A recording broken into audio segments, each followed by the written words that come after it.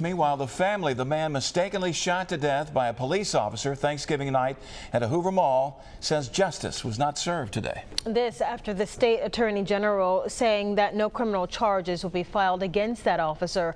Our Tyler Finger live now in the studio. Tyler, you've been going through those reports all day. The family reacting with mixed emotions, saying the AG's decision is beyond comprehension. Yeah, they're heartbroken and fired up, Lanice and Byron. They say what happened to their son, EJ Bradford Jr., was unacceptable. And this report released today clearing the officer is almost like a slap in the face. But I want to warn you, some of the video we're about to show you may be considered disturbing. You shoot my child 3 times, and y'all call that justice. That's EJ Bradford's mom today after the Alabama Attorney General's office released this report and this video of the Thanksgiving Day shooting at the Riverchase Galleria Mall. The video shows the chaos and the split-second decision a Hoover police officer had to make after 2 people were shot. I think the video itself, speaks to what law enforcement has to do in making very quick judgments and how this officer was trained and executed his training in handling this particular situation. Aaron Brown, the person police now say is responsible for causing the shooting, ran off immediately after. You can see him entering JCPenney here.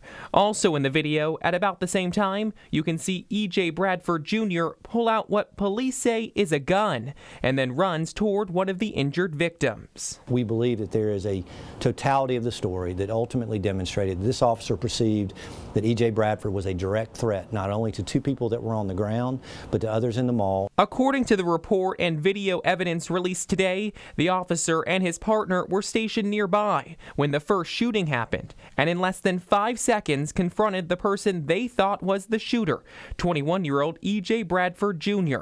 In the report, the officer who opened fire on Bradford Jr. says because of how quick the situation unfolded, he didn't give a verbal warning before firing. Bradford's dad can't comprehend how no charges will be filed. This don't make no sense. I spent 12 years in the Marine Corps defending this country. Worked at the Birmingham City Jail over 26 years. Dealing with law enforcement. All right. And this is bull crap that I told you was going to happen from the start. The Attorney General's office says the report is about transparency. 20-year-old Aaron Brown was eventually arrested and charged with attempted murder in the shooting at the mall. And if you want to read the full report, I'm going to put that on our website, fox10tv.com. Live in the studio tonight, Tyler Finger, Fox 10 News.